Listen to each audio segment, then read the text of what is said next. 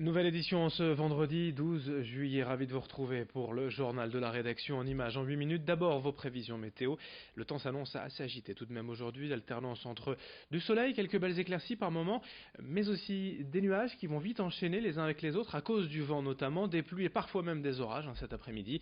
Notez les températures, 22 degrés à Lille ou à Saint-Omer, 20 degrés à Boulogne et à Calais. À la veille du week-end du 14 juillet, d'abord le portrait d'un professionnel du feu d'artifice, un artificier basé à Arnes, près de Lens. Chaque 14 juillet ou 15 août, c'est lui qui gère la plupart des feux d'artifice tirés dans la région. Frédéric Boutry nous a reçus autour de centaines de mortiers, de milliers de fusées en préparation. Il est bien évidemment sur le pont ce week-end. Vincent Vieillard l'a rencontré. C'est à Arny, près de Lens, que naissent près de 180 feux d'artifice tirés dans le Nord et le Pas-de-Calais chaque année. Fils et petit-fils d'artificier, Frédéric crée lui aussi des spectacles pyrotechniques dans la société Régifête, une profession peu courante. Moi j'ai un DUT technico-commercial. Ensuite de ça, il faut forcément avoir une petite formation sur l'artifice, qui est une formation qui est très simple à obtenir. Il suffit de passer une semaine de stage.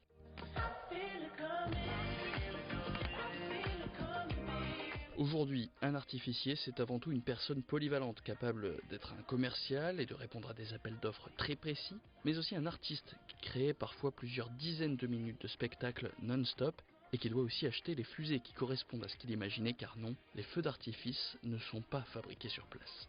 On va déjà nous faire une présélection auprès de différents fabricants, anglais, italiens, espagnols.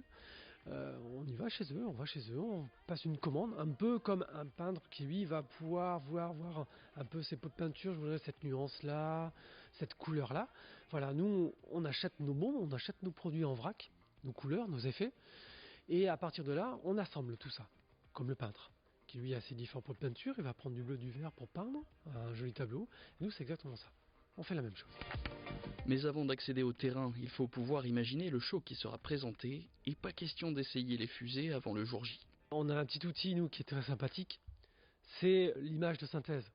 Ça nous permet forcément, par rapport toujours évidemment à l'informatique, de voir ce qui se passe, de programmer et de peut-être faire quelques petits changements de couleur, de nuances, d'angle par rapport à ce qu'on avait envisagé de présenter aux clients. Et pour nous, de l'autre côté, lorsqu'on propose un projet, on l'a déjà vu en image de synthèse, mais on est seul à l'avoir vu. Chaque année, Régifête prépare et présente près de 180 spectacles, dont la moitié est prévue les 13 et 14 juillet. Et n'oubliez pas les messages de prudence que l'on a évoqués dans nos précédentes éditions. Si vous souhaitez manipuler des pétards, des feux d'artifice chez vous pour un petit spectacle pyrotechnique personnel dans votre jardin, soyez bien prudents. Dans ce journal, on enchaîne avec toute autre chose, l'accessibilité des personnes à mobilité réduite dans la société, un vaste sujet qui demande beaucoup d'investissement de la part des pouvoirs publics, et même s'il reste bien sûr encore beaucoup à faire en la matière, les choses évoluent peu à peu. Exemple à la gare de Templevan-Pével, les travaux de mise aux normes seront terminés en octobre prochain. Prévu depuis 2008, ce chantier doit permettre de rendre la gare et l'accès au train plus facile pour les personnes à mobilité réduite, tout en reliant via un souterrain les deux parties du pôle d'échange et d'activité de la commune, jusqu'alors séparées par les voies ferrées. Un projet à deux volets qui aura coûté près de 6,3 millions d'euros. Explication au micro de Margot Sailly. Le tout début du projet de mise en accessibilité, il débute aux alentours des années 2008 avec la réflexion de la communauté de communes sur la création de son pôle d'échange, et il prend de manière opérationnelle tout son sens au début de l'année 2019 avec le début des travaux à proprement parler, les premiers coups de pioche sur le chantier.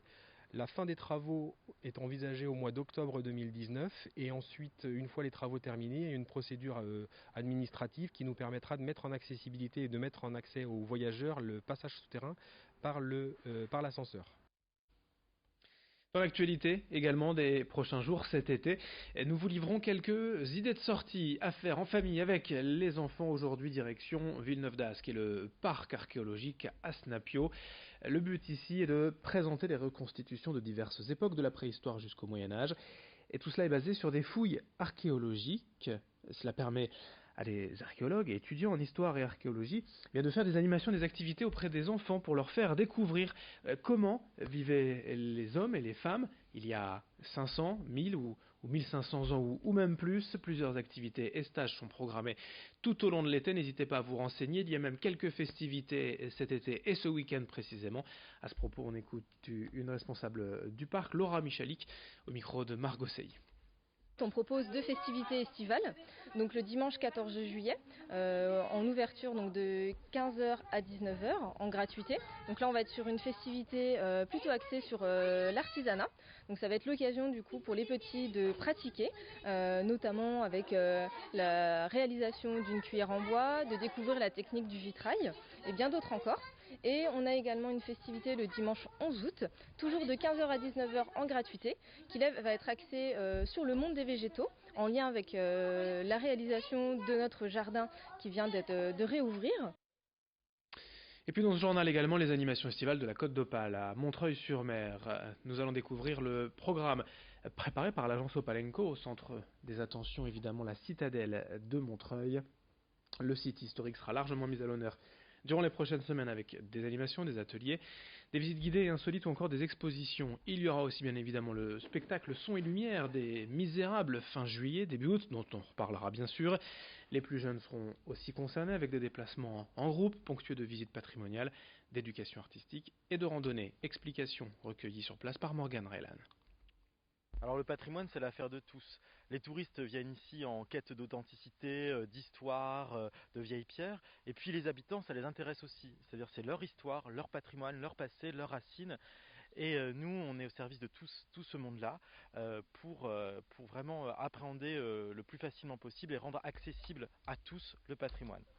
On pourra notamment découvrir le patrimoine à travers des grandes balades dans la campagne, à vélo ou à pied, où on pourra même manger des bons produits locaux. Il y a aussi les balades nocturnes pour découvrir Montreuil-sur-Mer la nuit, ainsi que la magnifique citadelle de Montreuil.